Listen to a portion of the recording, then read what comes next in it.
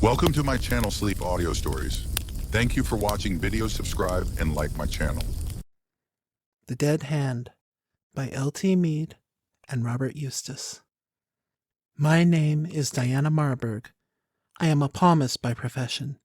Occult phenomena, spiritualism, clairvoyance, and many other strange mysteries of the unseen world have from my earliest years excited my keen interest. Being blessed with abundant means, I attended in my youth many foreign schools of thought. I was a pupil of Lewis, Darling, Braid, and others. I studied Reichenbach and Mesmer, and finally started my career as a thought reader and palmist in Maddox Street. Now I live with a brother, 5 years my senior. My brother Rupert is an athletic Englishman and also a barrister with a rapidly growing practice. He loves and pities me. He casts over me the respectability of his presence and wonders at what he calls my lapses from sanity.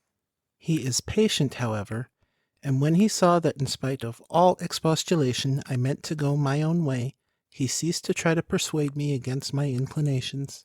Gradually, the success of my reading of the lines of the human hand brought me fame. My prophecies turned out correct.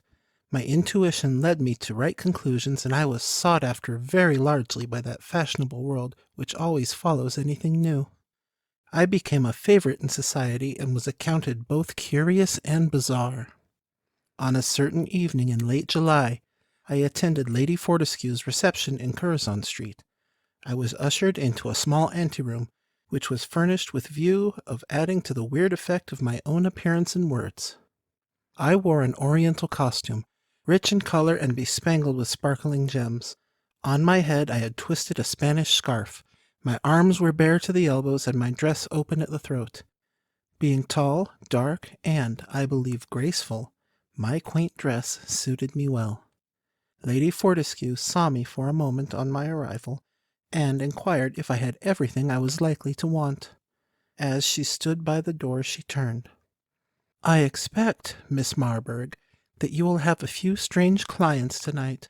My guests come from a varied and ever-widening circle, and tonight all sorts and conditions of men will be present at my reception." She left me, and soon afterwards those who wished to inquire of fate appeared before me one by one. Towards the close of the evening, a tall, dark man was ushered into my presence. The room was shadowy, and I do not think he could see me at once, although I observed him quite distinctly. To the ordinary observer he doubtless appeared as a well-set-up man of the world, but to me he wore quite a different appearance. I read fear in his eyes, and irresolution, and at the same time cruelty round his lips. He glanced at me as if he meant to defy any message I might have for him, and yet at the same time was obliged to yield to an overpowering curiosity. I asked him his name, which he gave me at once. "Philip Harmon," he said. "Have you ever heard of me before?" "Never," I answered. "I have come here because you are the fashion, Miss Marburg, and because many of Lady Fortescue's guests are flocking to this room to learn something of their future. Of course, you cannot expect me to believe in your strange art. Nevertheless, I shall be glad if you will look at my hand and tell me what you see there." As he spoke, he held out his hand. I noticed that it trembled. Before touching it, I looked full at him. "If you have no faith in me, why do you trouble to come here?" I asked. "Curiosity brings me to you," he answered. "Will you grant me my request or not?" "I will look at your hand first, if I may." I took it in mine. It was a long, thin hand, with a certain hardness about it. I turned the palm upward and examined it through a powerful lens. As I did so, I felt my heart beat wildly. Something of the fear in Philip Harmon's eyes was communicated to me. I dropped the hand, shuddering inwardly as I did so. "Well," he asked in astonishment, "what is the matter? What is my fate? Tell me at once. Why do you hesitate?" "I would rather not tell you, Mr. Harmon. You don't believe in me. Go away and forget all about me." "I cannot do that now. Your look says that you have seen something which you are afraid to speak about. Is that so?" I nodded my head. I placed my hand on the little round table which contained a shaded lamp to steady myself. Come, he said rudely, out with this horror. I am quite prepared. I have no good news for you, I answered. I saw something very terrible in your hand. Speak. You are a ruined man, I said, taking his hand again in mine and examining it carefully. Yes, the marks are unmistakable. You will perpetrate a crime which will be discovered. You are about to commit a murder and will suffer a shameful death on the scaffold. He snatched his hand away with a violent movement and started back. His whole face was quivering with passion. How dare you say such infamous things, he cried. You go very far in your efforts to amuse Miss Marburg. You asked me to tell you, was my reply. He gave a harsh laugh, bowed low, and went out of the room. I noticed his face as he did so. It was white as death. I rang my little handbell to summon the next guest. A tall and very beautiful woman between 40 and 50 years of age entered. Her dress was ablaze with diamonds, and she wore a diamond star of peculiar brilliancy just above her forehead. Her hair, white as snow, and the glistening diamond star in the midst of the white hair, gave to her whole appearance a curious effect. My name is Mrs. Kenyon, she said. You have just interviewed my nephew, Philip Harmon. But what is the matter, my dear? She said suddenly. You look ill. I have had a shock, was my vague reply. Then I pulled myself together. What can I do for you? I asked. I want you to tell me my future. Will you show me your hand? Mrs. Kenyon held it out. I took it in mine. The moment I glanced at it, a feeling of relief passed over me. It was full of good qualities. The Mount of Jupiter, well developed, the heart line clear and unchained, a deep, long lifeline, and a fate line ascending clear upon the Mount of Saturn. I began to speak easily and rapidly, and with that fluency which often made me feel that my words were prompted by an unseen presence. What you tell me sounds very pleasant, said Mrs. Kenyon, and I only hope that my character is as good as you paint it. I fear it is not so, however. Your words are too flattering, and you think too well of me. But you have not yet touched upon the most important point of all, the future. What is in store for me? I looked again very earnestly at the hand. My heart sank a trifle as I did so. I am sorry, I said. I do have to tell you bad news. I did not notice this at first, but I see it plainly now. You are about to undergo a severe shock, a very great grief. Strange, answered Mrs. Kenyon. She paused for a moment. Then she said suddenly, You gave my nephew a bad report, did you not? I was silent. It was one of my invariable rules never to speak of one client to another. You need not speak, she continued. I saw it in his face. I hope he will take the warning, I could not help murmuring faintly. Mrs. Kenyon overheard the words. And now you tell me that I am to undergo severe trouble? Will it come soon? Yes, was my answer. You will need all your strength to withstand it. And then, as if prompted by some strange impulse, I added, I cannot tell you what that trouble may be, but I like you. If, in the time of your trouble, I can help you, I will gladly do so. Thank you, answered Mrs. Kenyon. You are kind. I do not profess to believe in you. That you should be able to foretell the future is, of course, impossible. But I also like you. I hope some day that we may meet again. She held out her hand. I clasped it. A moment later, she had passed outside the thick curtain which had shut away the anteroom from the gay throng in the drawing-rooms.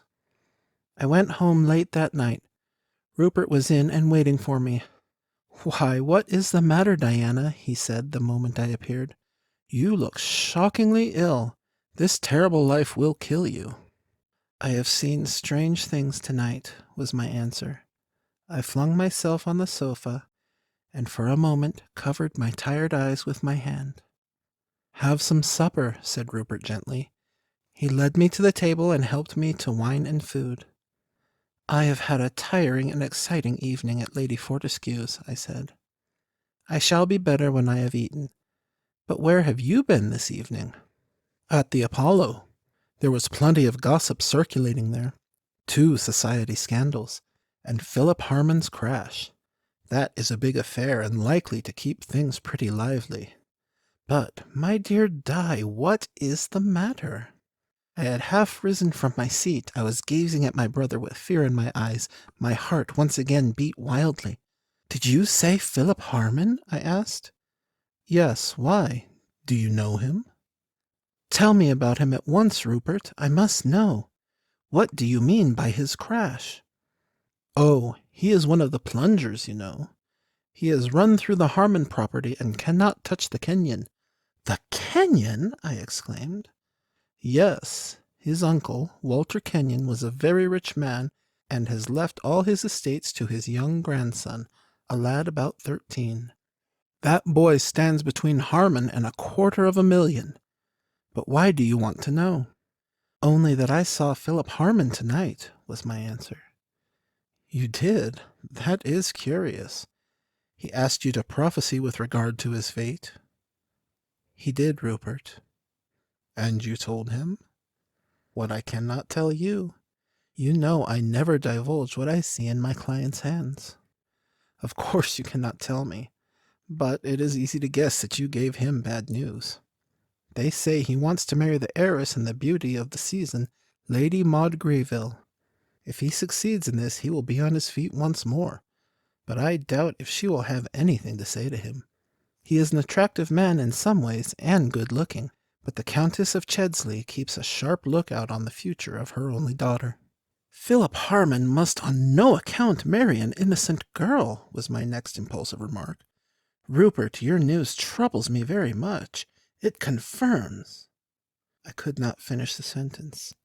I was overcome by what Rupert chose to consider intense nervousness. You must have your quinine and go to bed, he said. Come, I insist. I won't hear another word. A moment later I had left him, but try hard as I would, I could not sleep that night.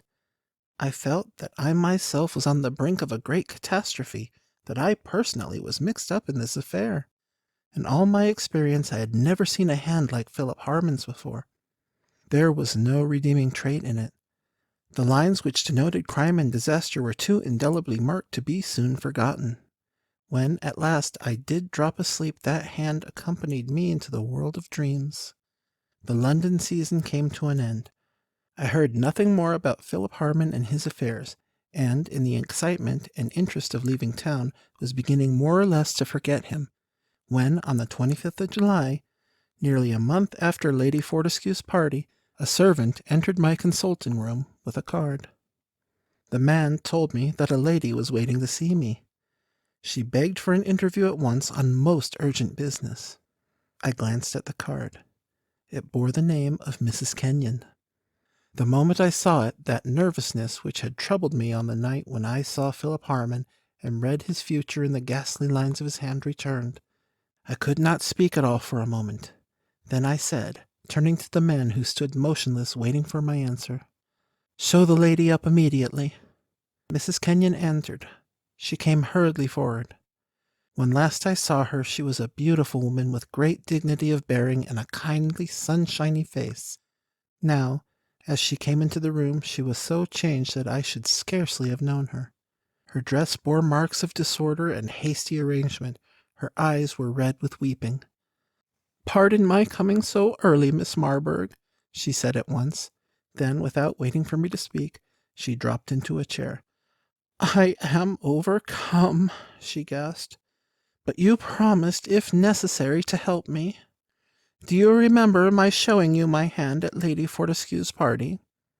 "I remember you perfectly, Mrs. Kenyon. What can I do for you?" "You told me then that something terrible was about to happen.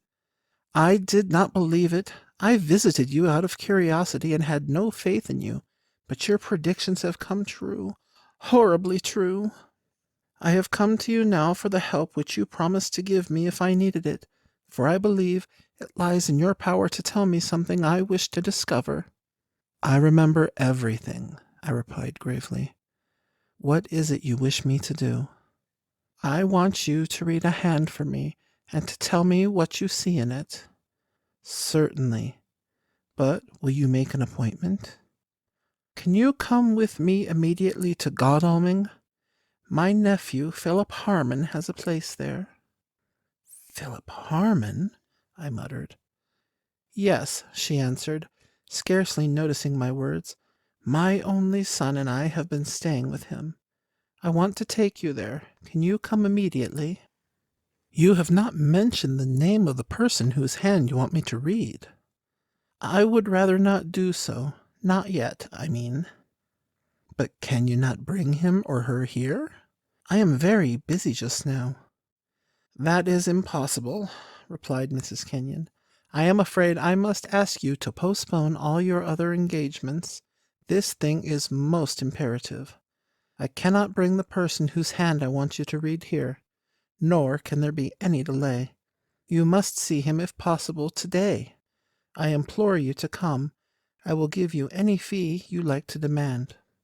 It is not a question of money, I replied. I am interested in you. I will do what you require. I rose as I spoke. By the way, I added, I presume that the person whose hand you wish me to see has no objection to my doing so. Otherwise my journey may be thrown away. There is no question about that, replied Mrs. Kenyon. I thank you more than I can say for agreeing to come. A few moments later we were on our way to the rail station. We caught our train and between 12 and 1 o'clock arrived at Godalming. A carriage was waiting for us at the station. We drove for nearly 2 miles and presently found ourselves in a place with large shady grounds. We drew up beside a heavy portico. A manservant came gravely forward to help us alight, and we entered a large hall.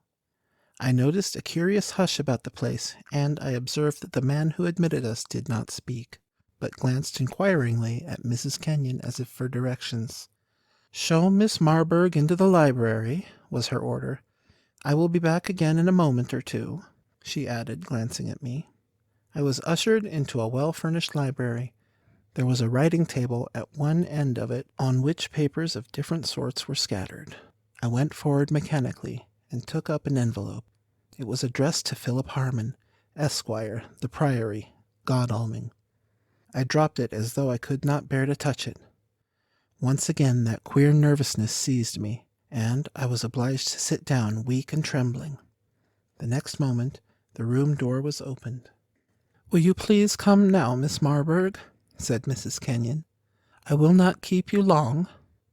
We went upstairs together and paused before a door on the first landing. "We must enter softly," said the lady, turning to me. There was something in her words and the look on her face which seemed to prepare me, but for what I could not tell. We found ourselves in a large room luxuriously furnished. The window blinds were all down, but the windows themselves were open, and the blinds were gently moving to and fro in the soft summer air. In the center of the room, and drawn quite away from the wall, was a small iron bedstead. I glanced towards it, and a sudden irrepressible cry burst from my lips. On the bed lay a figure covered with a sheet, beneath which its outline was indistinctly defined. "What do you mean by bringing me here?" I said, turning to the elder woman and grasping her by the arm. "You must not be frightened," she said gently. "Come up to the bed. Hush, try to restrain yourself. Think of my most terrible grief. This is the hand I want you to read." As she spoke, she drew aside the sheet, and I found myself gazing down at the beautiful dead face of a child, a boy of about 13 years of age. "Dead! My only son!" said Mrs. Kenyon. "He was drowned this morning. Here is his hand. Yesterday it was warm and full of life. Now it is cold as marble. Will you take it? Will you look at the lines? I want you to tell me if he met his death by accident or by design." "You say that you are living in Philip Harmon's house," I said. "He asked us here on a visit." "And this boy, this dead boy, stood between him and the Kenyon property?" was my next inquiry. "How can you tell? How do you know?" "But answer me, is it true?" "It is true." I now went on my knees and took one of the child's small white hands in mine. I began to examine it. "It is very strange," I said slowly. This child has died a violent death, and it was caused by design."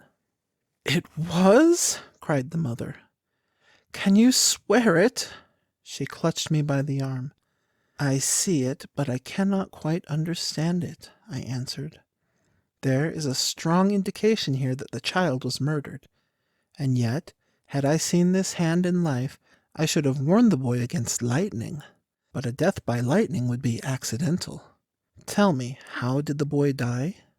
"By drowning. Early this morning he was bathing in the pool which adjoins a wide stream in the grounds. He did not return.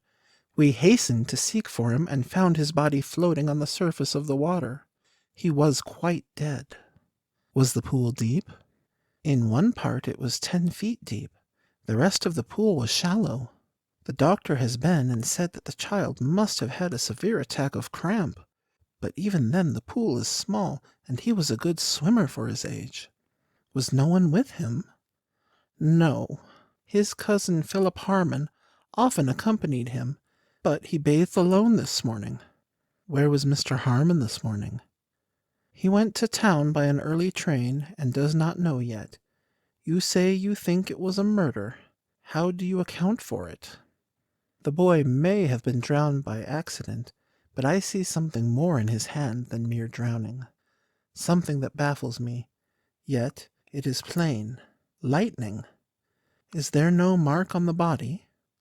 "Yes, there is a small blue mark just below the inner ankle of the right foot. But I think that was a bruise that he must have got yesterday. The doctor said it must have been done previously and not in the pool, as it would not have turned blue so quickly." "May I see it?" Mrs. Kenyon raised the end of the sheet and showed the mark. I looked at it long and earnestly. "You are sure there was no thunderstorm this morning?" I asked. "No, it was quite fine." I rose slowly to my feet. "I have looked at the boy's hand as you asked me," I said. "I must repeat my words. There are indications that he came by his death not by accident, but design." Mrs. Kenyon's face underwent a queer change as I spoke. She came suddenly forward, seized me by the arms, and cried, "I believe you! I believe you! I believe that my boy has been murdered in some fiendish and inexplicable way. The police have been here already, and of course there will be an inquest, but no one is suspected." "Who are we to suspect?" "Philip Harmon," I could not help answering. "Why? Why do you say that?" "I am not at liberty to tell you. I make the suggestion." "But it cannot be the case. The boy went to the bath alone in perfect health. Philip went to town by an earlier train than usual. I saw him off myself. I walked with him as far as the end of the avenue. It was soon afterwards that I missed my little Paul and began to wonder why he had not returned to the house.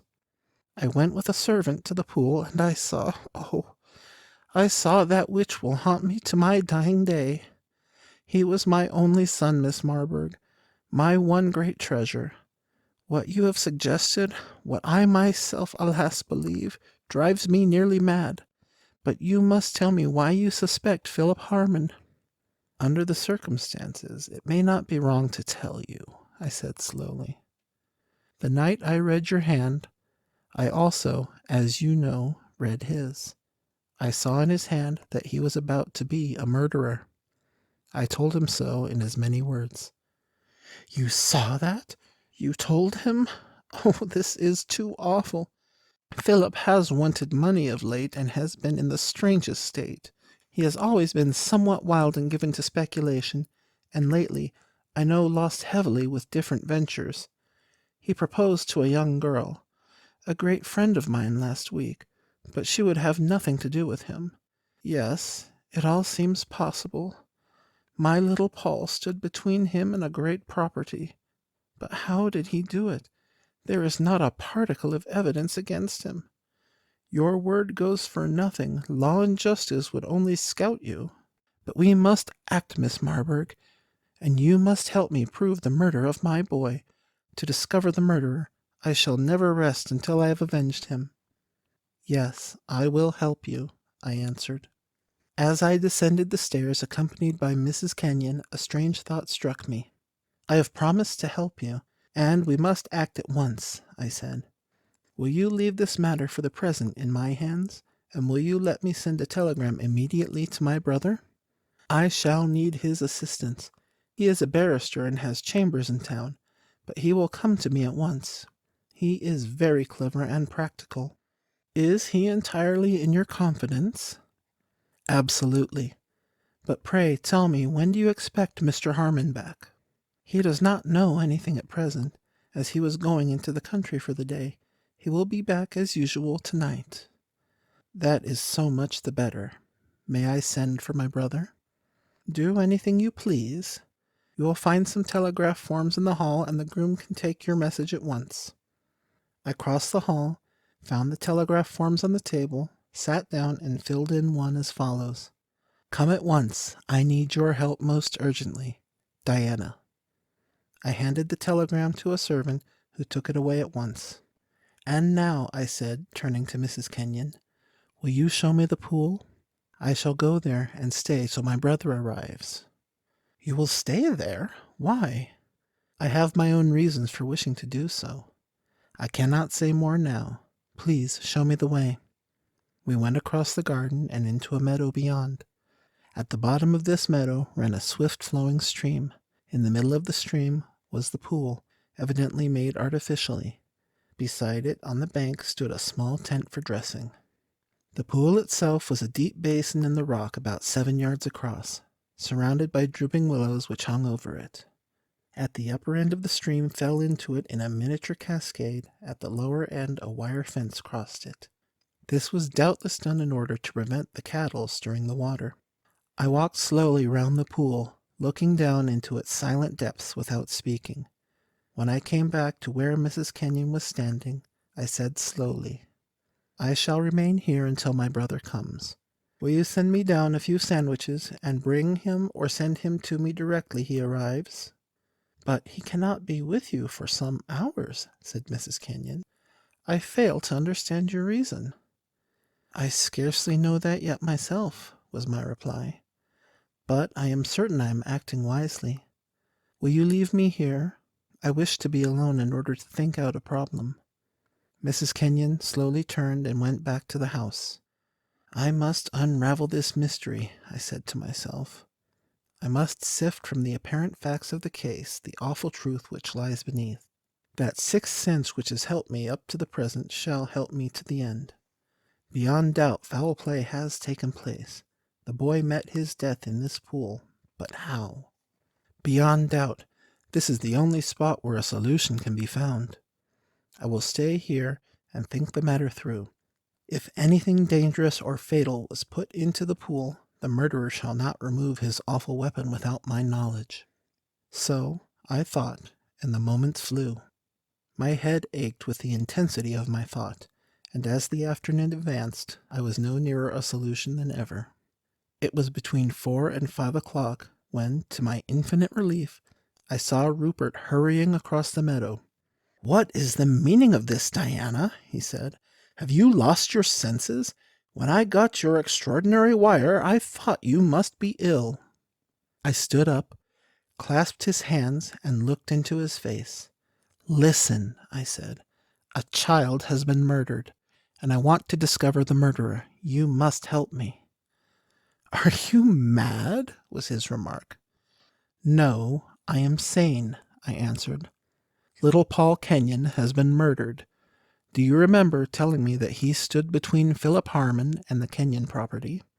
He was drowned this morning in this pool, the supposition being that the death occurred through accident. Now listen, Rupert. We have got to discover how the boy really met his death. The child was in perfect health when he entered this pool. His dead body was found floating on the water half an hour afterwards. The doctor said he died from drowning due to cramp. What caused such sudden and awful cramp as would drown a boy of his age within a few paces of the bank? But what do you expect to find here? Said Rupert. He looked inclined to laugh at me when he first arrived, but his face was grave now, and even pale. Come here, I said suddenly. I have already noticed one strange thing. It is this. Look." As I spoke, I took his hand and approached the wire fence which protected the water from the cattle. Leaning over, I said, "Look down. Whoever designed this pool, for it was, of course, made artificially, took more precaution than is usual to prevent the water being contaminated. Do you see that fine wire netting which goes down to the bottom of the pool? That wire has been put there for some other reason than to keep cattle out. Rupert, do you think by any possibility it has been placed there to keep something in the pool?" Rupert bent down and examined the wire carefully. "It is curious," he said. "I see what you mean." A frown had settled on his face. Suddenly he turned to me. "Your suggestion is too horrible, Diana. What can be in the pool? Do you mean something alive? Something—" He stopped speaking. His eyes were fixed on my face with a dawning horror. "Were there any marks on the boy?" was his next question. "One small blue mark on the ankle." "Ah, look! What is that?" At the further end and in the deep part of the pool, I suddenly saw the surface move and a slight eddying swirl appear on the water. It increased into ever-widening circles and vanished. Rupert's bronzed face was now almost as white as mine. "We must drag the pool immediately," he said. "Harmon cannot prevent us. We have seen enough to warrant what we do. I cannot let this pass. Stay here, Diana, and watch. I will bring Mrs. Kenyon with me and get her consent." Rupert hurriedly left me and went back to the house across the meadow. It was fully an hour before he returned. The water was once more perfectly still. There was not the faintest movement of any living thing beneath its surface. At the end of the hour, I saw Mrs. Kenyon, my brother, a gardener, and another man coming across the meadow. One of the men was dragging a large net, one side of which was loaded with leaden sinkers. The other held an old-fashioned, single-barreled gun. Rupert was now all activity. Mrs. Kenyon came and stood by my side without speaking. Rupert gave quick orders to the men. Under his direction, one of them waded through the shallows just below the pool, and reaching the opposite bank, threw the net across. Then the bottom of the net with the sinkers was let down into the pool. When this was done, Rupert possessed himself of the gun and stood at the upper end of the pool beside the little waterfall. He then gave the word to the men to begin to drag. Slowly and gradually they advanced, drawing the net forward, while all our eyes were fixed upon the water. Not a word was spoken.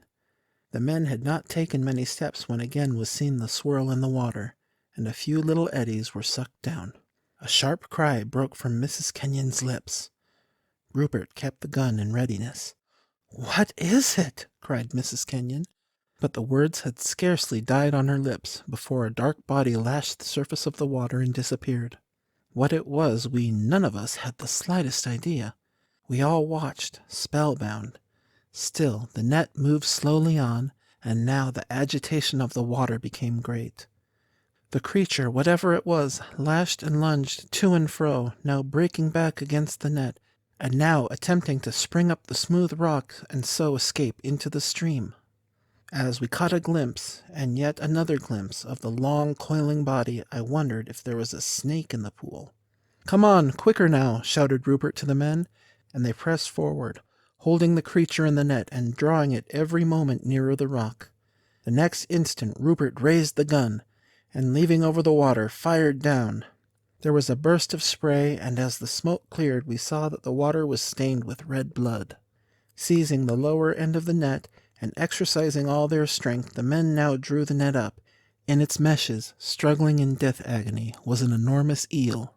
The next moment it was on the grass coiling to and fro. The men quickly dispatched it with a stick, and then we all bent over it. It was an extraordinary-looking creature, 6 feet in length, yet it had none of the ordinary appearance of the eel. I had never seen anything like it before. Rupert went down on his knees to examine it carefully. He suddenly looked up.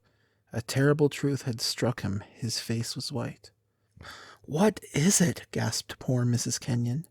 "You were right, Diana," said Rupert. "Look, Mrs. Kenyon, my sister was absolutely right.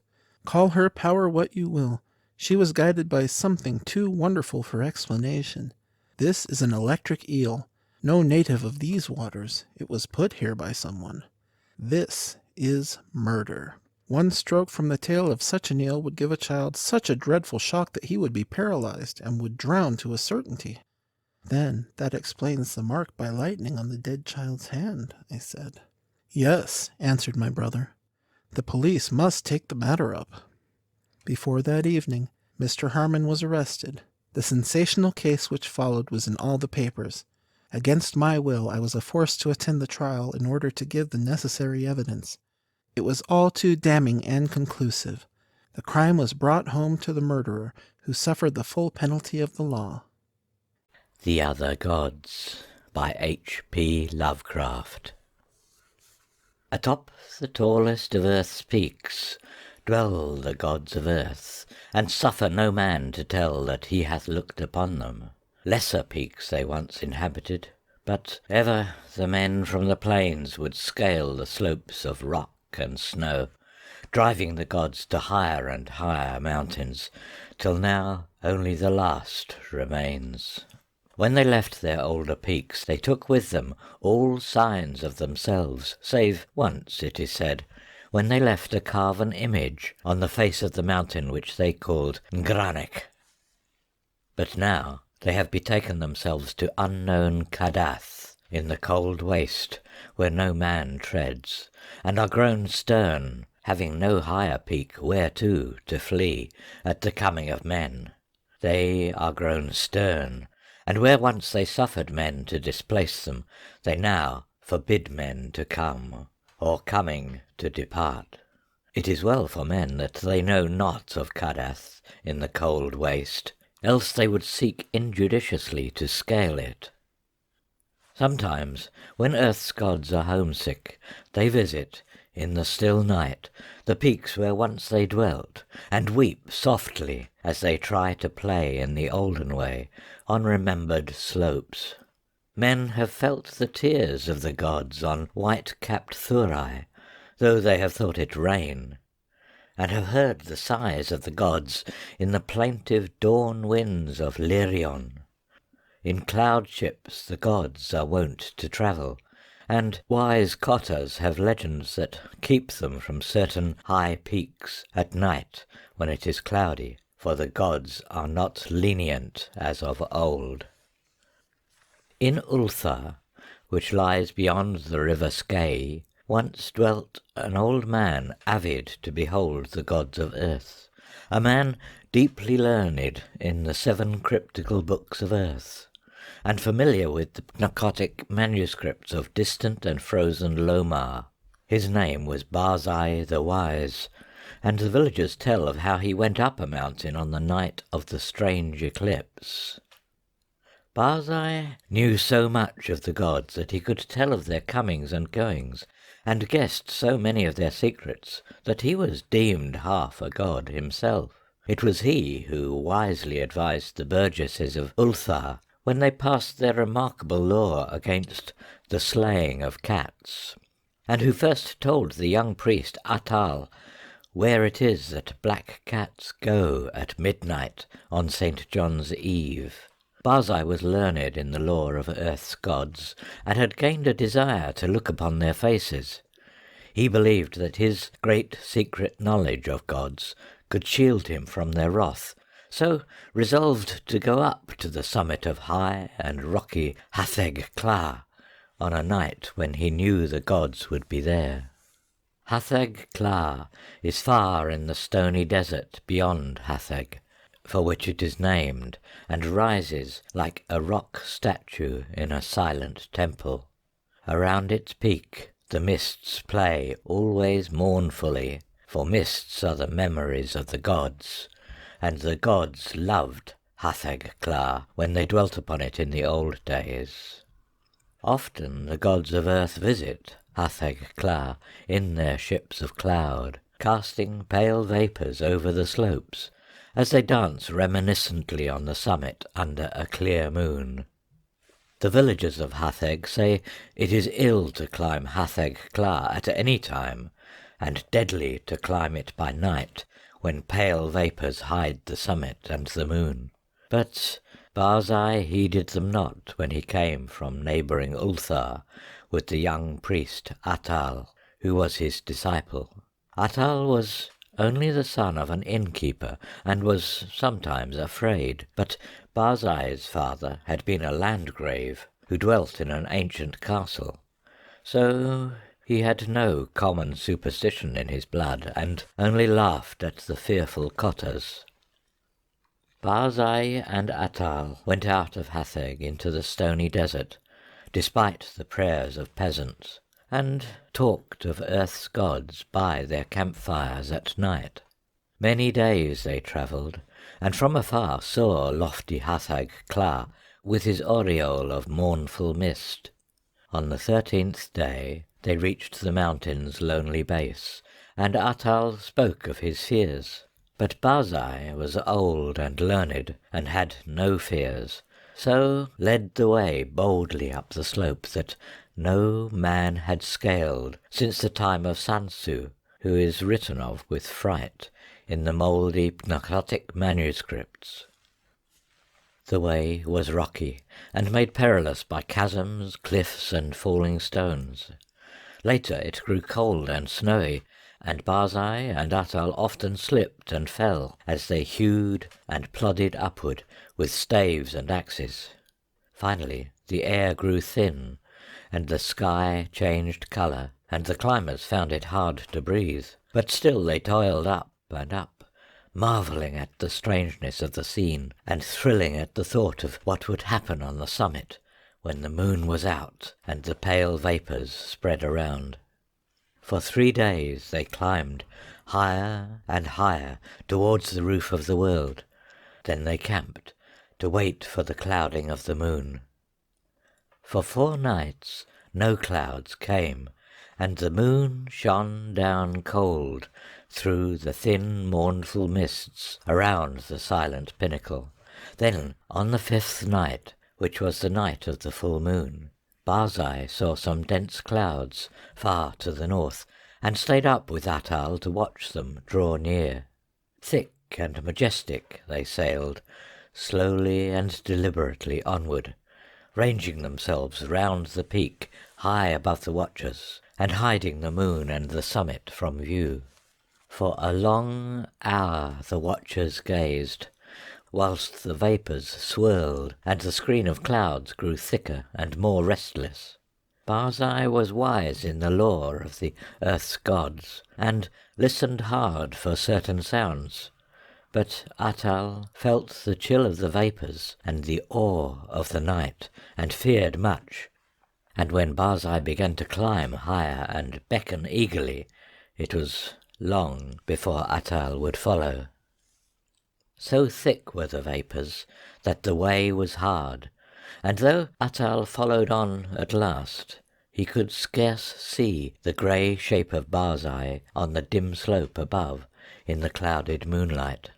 Barzai forged very far ahead, and seemed, despite his age, to climb more easily than Atal, fearing not the steepness that began to grow too great for any save a strong and dauntless man, nor pausing at wide black chasms that Atal could scarce leap. And so they went up wildly over rocks and gulfs, slipping and stumbling, and sometimes awed at the vastness and horrible silence of bleak ice pinnacles and mute granite steeps. Very suddenly Barzai went out of Atal's sight, scaling a hideous cliff that seemed to bulge outward and block the path for any climber not inspired of earth's gods. Atal was far below, and planning what he should do when he reached the place, when, curiously, he noticed that the light had grown strong, as if the cloudless peak and moonlit meeting place of the gods were very near. And as he scrambled on towards the bulging cliff and litten sky, he felt fears more shocking than any he had known before. Then, through the high mists, he heard the voice of unseen Barzai shouting wildly in delight. "I have heard the gods! I have heard Earth's gods singing in revelry on Hatheg Kla! The voices of earth's gods are known to Barzai the prophet. The mists are thin and the moon is bright, and I shall see the gods dancing wildly on Hathag Klar that they loved in youth. The wisdom of Barzai hath made him greater than earth's gods, and against his will their spells and barriers are as naught.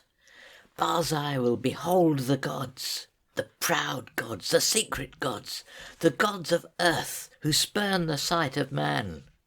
Atal could not hear the voices Barzai heard, but he was now close to the bulging cliff and scanning it for footholds. Then he heard Barzai's voice grow shriller and louder. The mist is very thin, and the moon casts shadows on the slope. The voice of earth's gods art high and wild, and they fear the coming of Barzai the wise, who is greater than they. The moon's light flickers as earth's gods dance against it. I shall see the dancing forms of the gods that leap and howl in the moonlight. The light is dimmer, and the gods are afraid. While Barzai was shouting these things, Atal felt a spectral change in all the air, as if the laws of earth were bowing to greater laws, for though the way was steeper than ever, the upward path was now grown fearsomely easy, and the bulging cliff proved scarce an obstacle when he reached it and slid perilously up its convex face. The light of the moon had strangely failed, and as Atal plunged upward through the mists, he heard Barzai the Wise shrieking in the shadows. The moon is dark, and the gods dance in the night. There is terror in the sky, for upon the moon hath sunk an eclipse foretold in no books of men or of earth's gods. There is unknown magic on Hathag Klar, for the screams of the frightened gods have turned to laughter, and the slopes of ice shoot up endlessly into the black heavens, whither I am plunging. Hey, at last, in the dim light, I behold the gods of earth. And now Atal, slipping dizzily up over inconceivable steeps, heard in the dark a loathsome laughing mixed with such a cry as no man else ever heard, save in the phlegethon of unrelatable nightmares, a cry wherein reverberated the horror and anguish of a haunted lifetime packed into one atrocious moment. The other gods! The other gods! The gods of the outer hells that guard the feeble gods of earth! Look away! Go back! Do not see! Do not see! The vengeance of the infinite abysses! That cursed, that damnable pit! Merciful gods of earth! I am falling into the sky! And as Atal shut his eyes and stopped his ears, and tried to jump downward against the frightful pull from unknown heights, there resounded on Hathag Klar that terrible peal of thunder which awaked the good cotters of the plains and the honest burgesses of Hatheg, Nir, and Ulthar, and caused them to behold through the clouds that strange eclipse of the moon that no book ever predicted. And when the moon came out at last, Atal was safe on the lower snows of the mountain, without sight of earth's gods or of the other gods. Now it is told in the mouldy Pnakotic manuscripts that Sun Tzu found naught but wordless ice and rock when he did climb Hathag Klar in the youth of the world. Yet when the men of Ulthar and Nir and Hatheg crushed their fears and scaled that haunted steep by day in search of Barzai the Wise, they found graven in the naked stone of the summit a curious encyclopean symbol 50 cubits wide, as if the rock had been riven by some titanic chisel, and the symbol was like to one that learned men have discerned in those frightful parts of the Pnakotic manuscripts which were too ancient to be read. This they found, Barzai the wise they never found, nor could the holy priest Atal ever be persuaded to pray for his soul's repose. Moreover, to this day the people of Ulthar and Nir and Hatheg fear eclipses, and pray by night when pale vapours hide the mountain top and the moon. And above the mists on Hatheg Kla, earth's gods sometimes dance reminiscently, for they know they are safe, and love to come from unknown Kadath in ships of cloud, and play in the olden way, as they did when earth was new, and men not given to the climbing of inaccessible places. Here Lies by H.W. Guernsey. Chauncey knocked the dottle out of his corncob and briefly startled old Shep by inquiring unemotionally, "Will you never finish that blasted stick?" Which, in old Chauncey, was tantamount to fury. Words being precious things, both old boys hoarded every syllable. Shep tightened his leather lips, and with a scalpel point of the knife flicked away a mote of pine. Every link in the chain he was whittling from the interminable stick of soft pine resembled ivory in its satin finish. He might produce one link in a day, or let it require a full week. No hurry. The current chain numbered 472 links, a masterpiece. Under Shep's surreptitious scrutiny, old Chauncey stood erect, purposefully, and stalked to the woodpile. There a fat log stood on end. With one swift, seemingly effortless stroke of the axe, he cleft the log in two, spat explosively, and hiked into the house, wagging his jaw. The log-built house, a jewel of conscientious carpentry, stood on the wooden elevation called St. Paul's Hill, near town. On the side hill, 125 feet below, stood another log-building affair, formerly the ice house. Since old Shep had become Chauncey's permanent guest, this structure had been equipped with furnishings as complete and comfortable as the house, including plumbing. So there was no reason for Shep to hang around old Chauncey's kitchen.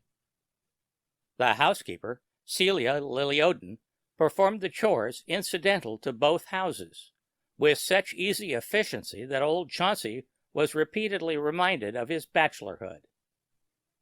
From continuously sunning themselves behind the kitchen like two old snakes, the men had acquired a wrinkled black walnut finish, but Celia still retained a firm, buxom ripeness of an apple.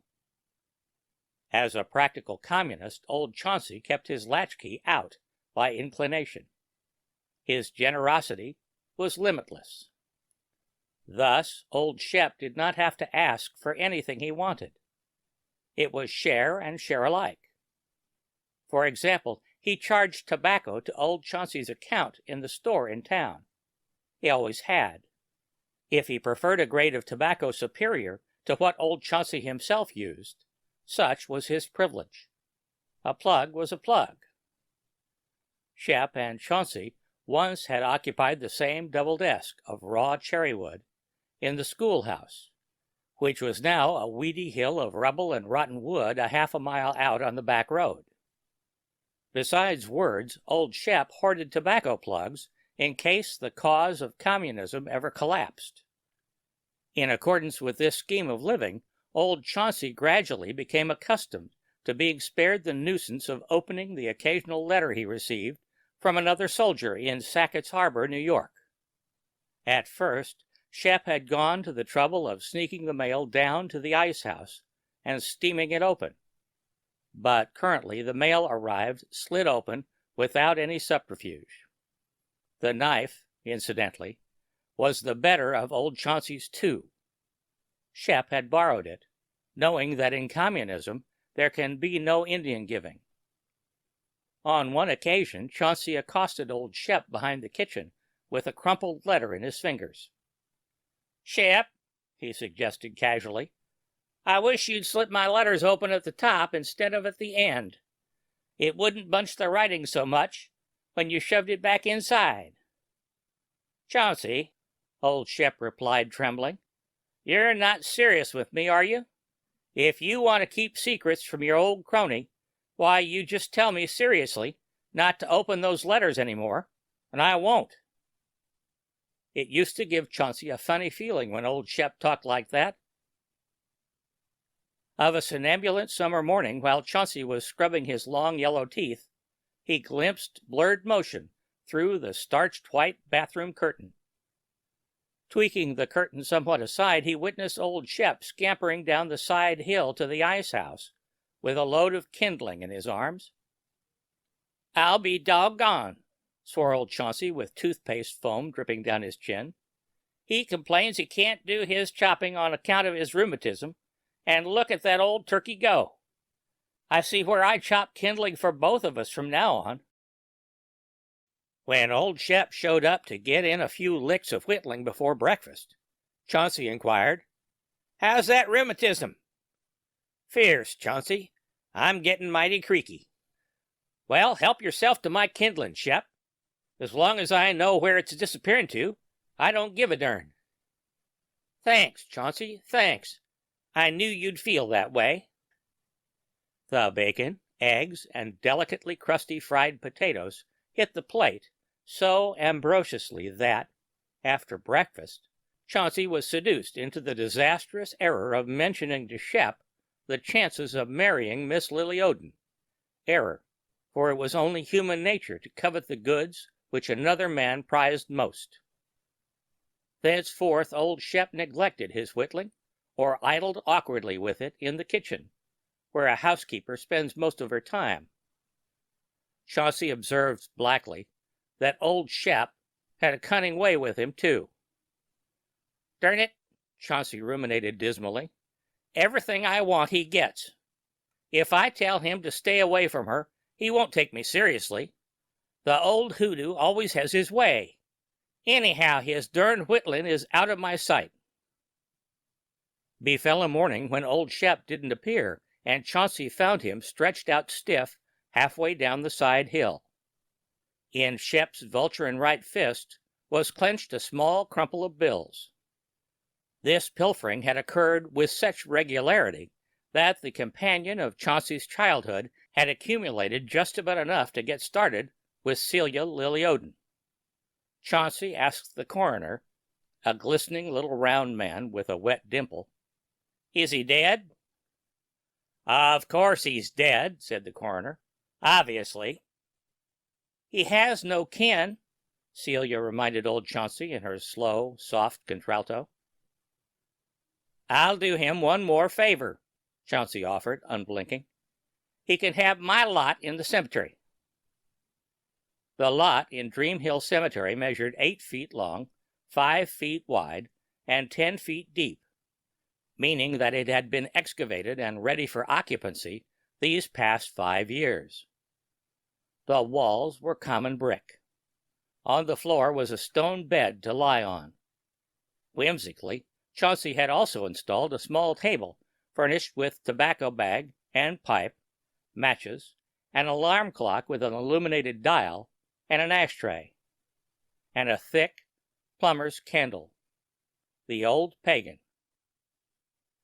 Anchored to the footwall of this cell, ladder-like, were iron rungs which enabled him on past occasions to descend and inspect his subterranean property.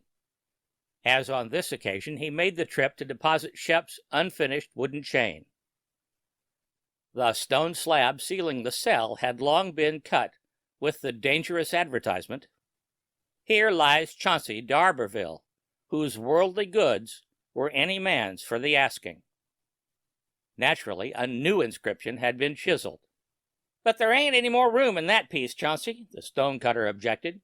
You want another stone? Turn it upside down and cut it in the bottom, old Chauncey directed. With the top side staring him in the face, he'll have something to read in the hereafter. The underside, becoming the face, carried the inscription, Here lies Shepherd Frankenfield, who feels no anxiety for the future. nor regret for the past. On the day preceding old Shep's internment, old Chauncey paid a visit to the nearest justice of the peace, with Celia Lily-Odin, and no one thought it was in the least peculiar. As Chauncey balanced accounts with himself, the state would otherwise inherit his property, eventually, as was right, but he wished to ensure Celia staying on as his housekeeper, in which capacity she beggared superlatives. While 4 huskies furnished by the undertaker replaced the granite sheet over the brick chamber, old Chauncey recollected the particulars of a certain fit of Shep's dating about 5 years before, shortly before Celia. That catalepsy, or whatever it was, had gripped Shep as though in death for nearly 3 days, until old Chauncey had thought of making a brassy rumpus next to his ear with a big dinner bell. The alarm clock in the subterranean mausoleum was set for 11 o'clock, terminating a like period of time when old Shep might be expected to wake up and yawn in the hereafter. Just a whim of Chauncey's, since the coroner had pronounced old Shep indisputably defunct. Late that night, Celia surmised worriedly that her absent husband might be visiting the tomb of his lifelong crony. And there he was in the sickly forest of tombstones, hunkered down on Shep's horizontal tombstone, like a boy watching a game of marbles. But he was listening, not watching. He knocked again on the slab with his bony knuckles, cocked his head. Listening for the response while the lazy breeze lifted his silken gray hair in the starry cave of night, he asked, "Celia, do you hear him down there?" Celia's gentle mind recoiled from the idea that the dead might rise in answer to a human summons. The stoically restrained grief for his departed friend must have touched her husband somewhat in the head. On the 5th night, Chauncey observed, "That old Shep's ghost must be getting tuckered out." Celia decided that there was a limit to indulgence. "Chauncey," she ordered firmly, "you mustn't come down here any more. You'll be taking pneumonia." He accepted the order without protest. "Maybe that," he commented to the frankly puzzled Mrs. Old Chauncey, "will teach that old grasshopper when to take a man seriously." The Cone by H.G. Wells. The night was hot and overcast, the sky red-rimmed with the lingering sunset of midsummer. They sat at the open window, trying to fancy the air was fresher there. The trees and shrubs of the garden stood stiff and dark. Beyond in the roadway a gas lamp burnt, bright orange against the hazy blue of the evening. Farther were the 3 lights of the railway signal against the lowering sky. The man and woman spoke to one another in low tones. "He does not suspect," said the man a little nervously. "Not he," she said peevishly, as though that too irritated her. "He thinks of nothing but the works and the prices of fuel. He has no imagination, no poetry. None of these men of iron have," he said sententiously. "They have no hearts." "He has not," she said. She turned her discontented face towards the window. The distant sound of a roaring and rushing drew nearer and grew in volume. The house quivered. One heard the metallic rattle of the tender. As the train passed, there was a glare of light above the cutting and a driving tumult of smoke. 1, 2, 3, 4, 5, 6, 7, 8 black oblongs, 8 trucks, passed across the dim grey of the embankment and were suddenly extinguished one by one in the throat of the tunnel, which, with the last, seemed to swallow down train, smoke and sound in one abrupt gulp. "This country was all beautiful and fresh once," he said, "and now it is Gehenna. Down that way, nothing but pot-banks, and chimneys belching fire and dust into the face of heaven. But what does it matter? An end comes, an end to all this cruelty, tomorrow." He spoke the last word in a whisper. "Tomorrow," she said, speaking in a whisper too, and still staring out of the window. "Dear," he said, putting his hand on hers. She turned with a start, and their eyes searched one another's. Hers softened to his gaze. "My dear one," she said, and then, "It seems so strange that you should have come into my life like this. To open—" She paused. "To open? All this wonderful world, she hesitated, and spoke still more softly. This world of love to me. Then suddenly the door clicked and closed. They turned their heads, and he started violently back. In the shadow of the room stood a great shadowy figure, silent. They saw the face dimly in the half-light, with unexpressive dark patches under the penthouse brows. Every muscle in Roth's body suddenly became tense. When could the door have opened? What had he heard? Had he heard all? What had he seen? A tumult of questions. The newcomer's voice came at last, after a pause that seemed interminable.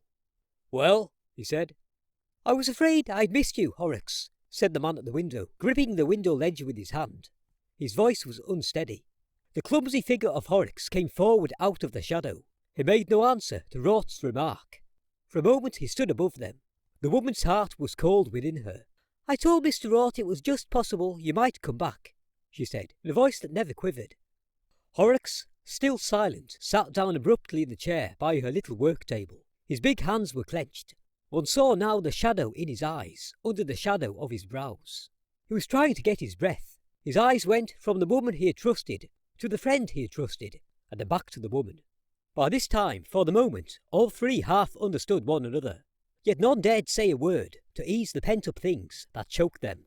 It was the husband's voice that broke the silence at last. "You wanted to see me?" he said to Roth. Roth started as he spoke. "I came to see you," he said, resolved to lie to the last. "Yes," said Horrocks. "You promised," said Roth, "to show me some fine effects of moonlight and smoke."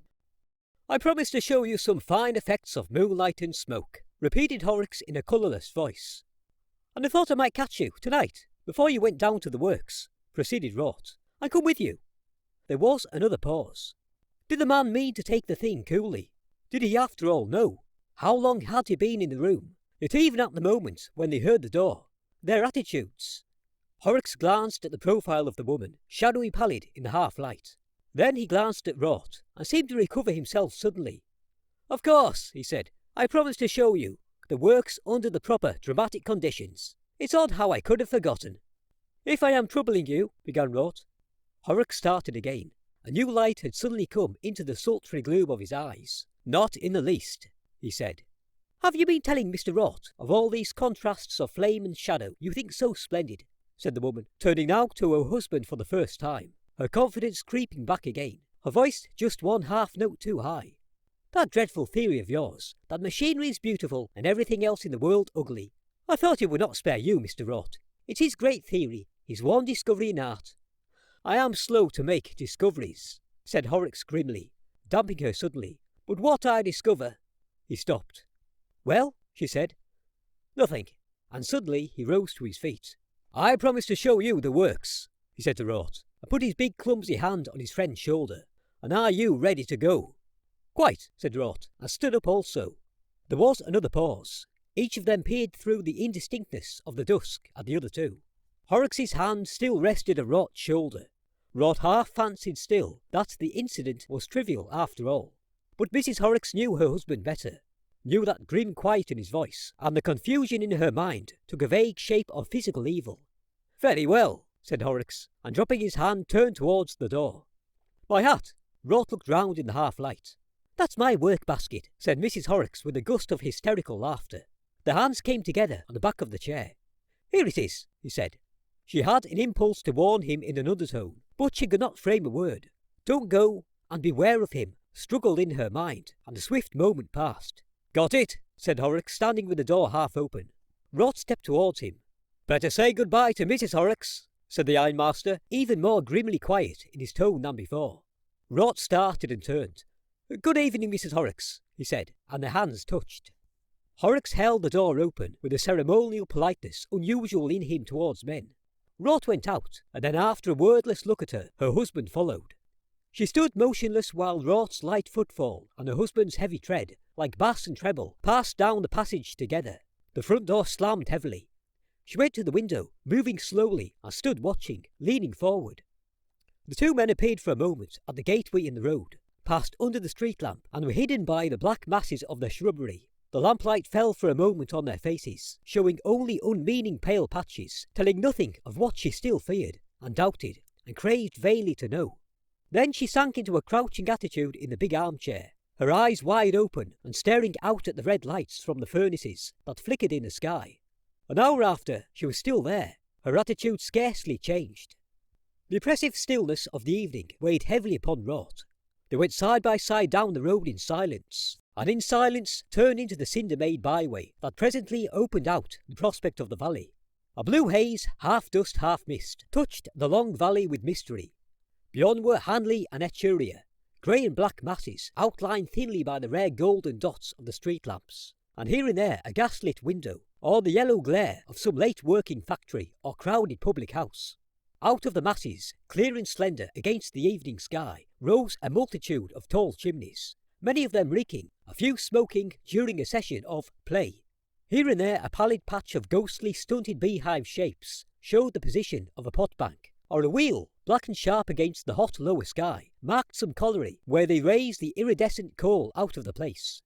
Near at hand was the broad stretch of railway, and half-invisible trains shunted, a steady puffing and rumbling, with every now and then a ringing concession and a series of impacts, and a passage of intermittent puffs of white steam across the further view, and to the left, between the railway and the dark mass of the hill beyond, dominating the whole view, colossal, inky black, and crowned with smoke and fitful flames, stood the great cylinders of the Jeddah Company blast furnaces, the central edifices of the big ironworks, of which Horrocks was the manager.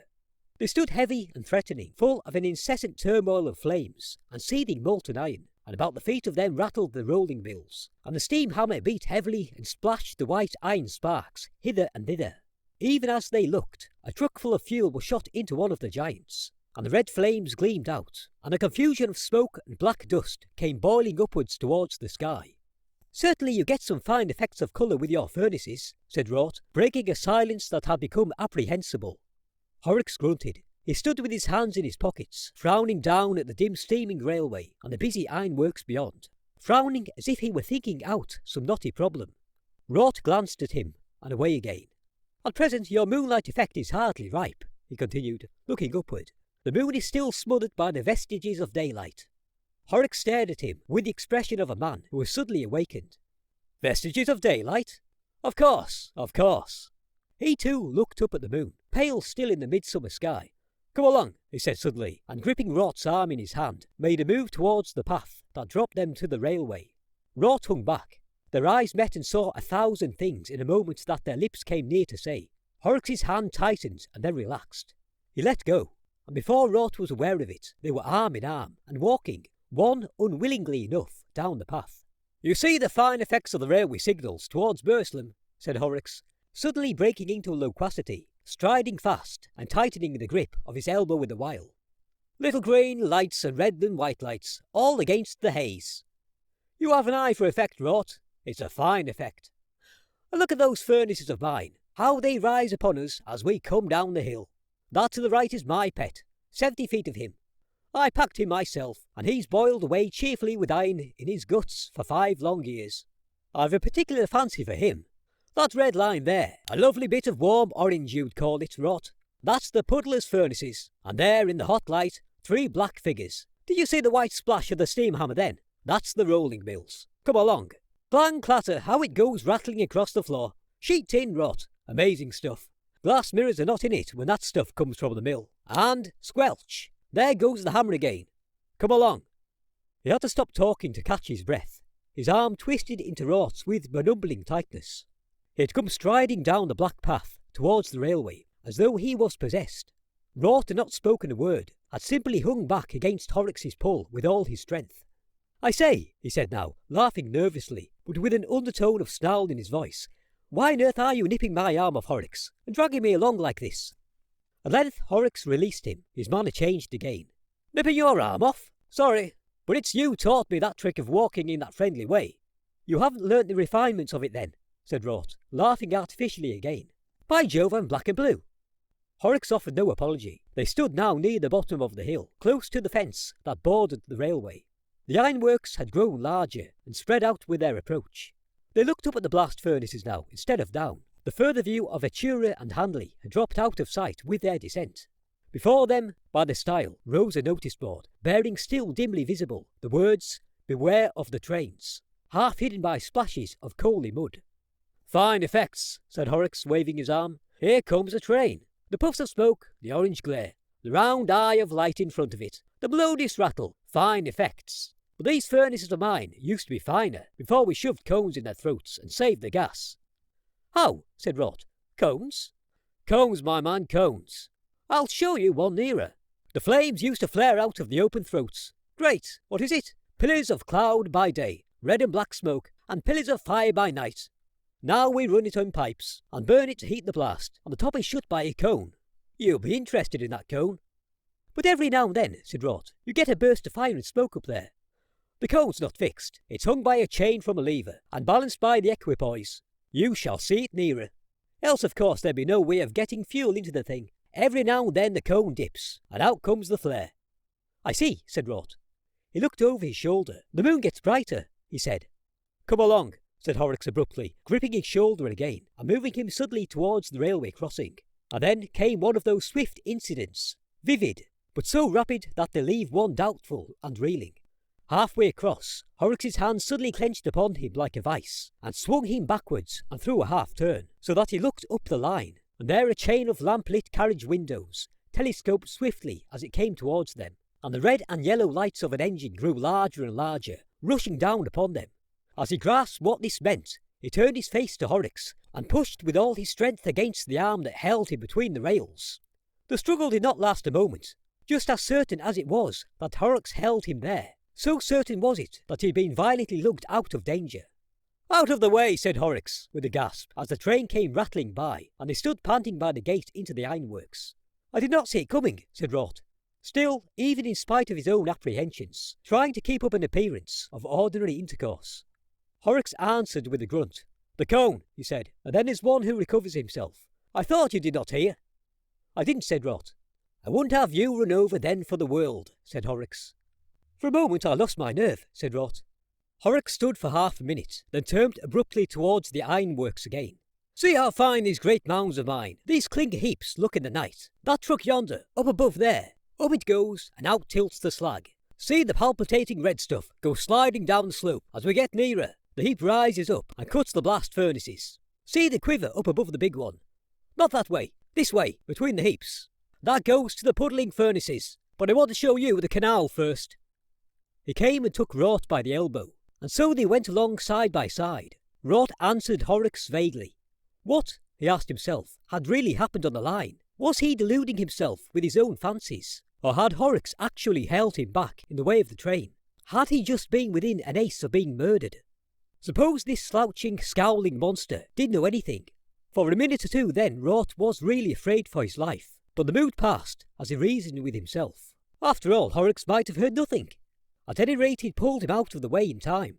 His odd manner might be due to the vague jealousy he'd shown once before. He was talking now of the ash heaps and the canal. Eh? Said Horrocks. What? Said Rot. Rather, the haze in the moonlight. Fine. Our canal, said Horrocks, stopping suddenly. Our canal by moonlight and firelight is an immense effect. You've never seen it. Fancy that. You've spent too many of your evenings philandering up in Newcastle there. I tell you, for real florid effects. But you shall see. Boiling water. As they came out of the labyrinth of clinker heaps and mounds of coal and ore, the noises of the rolling mill sprang up upon them suddenly, loud, near, and distinct. 3 shadowy workmen went by and touched their caps to Horrocks. Their faces were vague in the darkness. Rot felt a futile impulse to address them, and before he could frame his words, they passed into the shadows. Horrocks pointed to the canal, close before them now. A weird-looking place it seemed, in the blood-red reflections of the furnaces. The hot water that cooled the toyers came into it, some 50 yards up, a tumultuous, almost boiling affluent, and the steam rose up from the water in silent white wisps and streaks, wrapping damply about them, an incessant succession of ghosts coming up from the black and red eddies, a white uprising that made the head swim.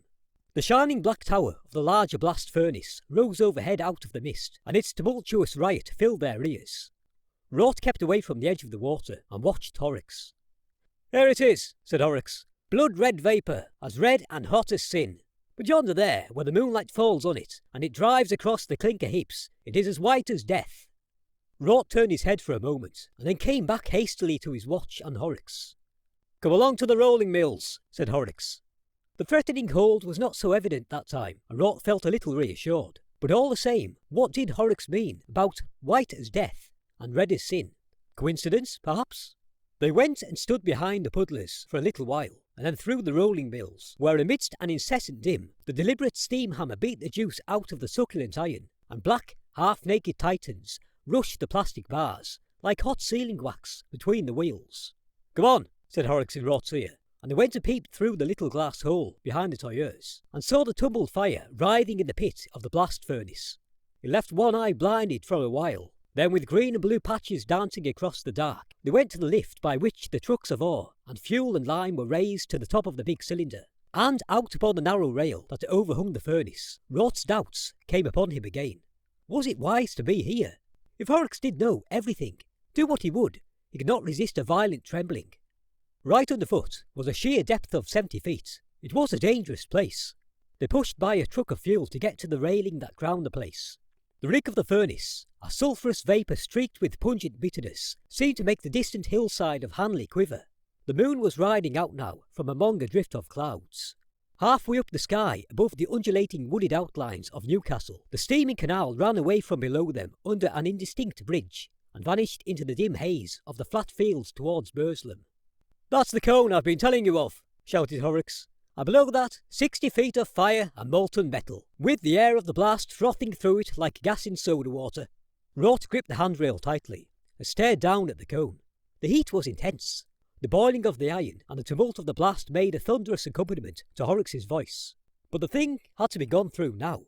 Perhaps, after all. "In the middle," bawled Horrocks. "Temperature near 1,000 degrees. If you were dropped into it, flash into flame like a pinch of gunpowder in a candle. Put your hand out to feel the heat of his breath. Why, even up here I've seen the rainwater boiling off the trucks. And that cone there, it's a damn sight too hot for roasting cakes. The top side of it's 300 degrees. 300 degrees, said Rot. 300 centigrade, mind, said Horrocks. It will boil the blood out of you in no time. Eh? Said Rot, and turned. Boil the blood out of you, in. No, you don't. Let me go, screamed Rot. Let go my arm. With one hand he clutched at the handrail, then with both. For a moment the two men stood swaying. Then suddenly, with a violent jerk, Horrocks had twisted him from his hold. He clutched at Horrocks and missed. His foot went back into empty air. In mid-air he twisted himself, and then cheek and shoulder and knee struck the hot cone together. He clutched the chain by which the cone hung, and the thing sank an infinitesimal amount as he struck it. A circle of glowing red appeared about him, and a tongue of flame, released from the chaos within, flickered up towards him. An intense pain assailed him at the knees, and he could smell the singeing of his hands. He raised himself to his feet and tried to climb up the chain, and then something struck his head. Black and shining with the moonlight, the throat of the furnace rose about him. Horrocks, he saw, stood above him by one of the trucks of fuel on the rail. The gesticulating figure was bright and white in the moonlight, and shouting, "Fizzle, you fool! Fizzle, you hunter of women! You hot-blooded hound! Boil, boil, boil!" Suddenly, he caught up a handful of coal out of the truck, and flung it deliberately, lump after lump, at Rot. "Horrocks!" cried Rot. "Horrocks!" He clung crying to the chain, pulling himself up from the burning of the cone. Each missile Horrocks flung hit him. His clothes charred and glowed, and as he struggled, the cone dropped, and a rush of hot suffocating gas whooped out and burned round him in a swift breath of flame. His human likeness departed from him. When the momentary red had passed, Horrocks saw a charred, blackened figure, its head streaked with blood, still clutching and fumbling with the chain, and writhing in agony. A cindery animal, an inhuman, monstrous creature that began a sobbing, intermittent shriek. Abruptly at the sight, the ironmaster's anger passed. A deadly sickness came upon him. The heavy odour of burning flesh came drifting up to his nostrils. His sanity returned to him. "God have mercy on me!" he cried. "Oh God, what have I done?" He knew the thing below him, save that it still moved and felt, was already a dead man. That the blood of the poor wretch must be boiling in his veins. An intense realisation of that agony came to his mind, and overcame every other feeling. For a moment he stood irresolute, and then, turning to the truck, he hastily tilted its contents upon the struggling thing that had once been a man. The mass fell with a thud, and went radiating over the cone. With the thud, the shriek ended, and a boiling confusion of smoke, dust and flame came rushing up towards him. As it passed, he saw the cone clear again. Then he staggered back, and stood trembling, clinging to the rail with both hands. His lips moved, but no words came to them. Down below was the sound of voices and running steps. The clangour of rolling in the shed ceased abruptly.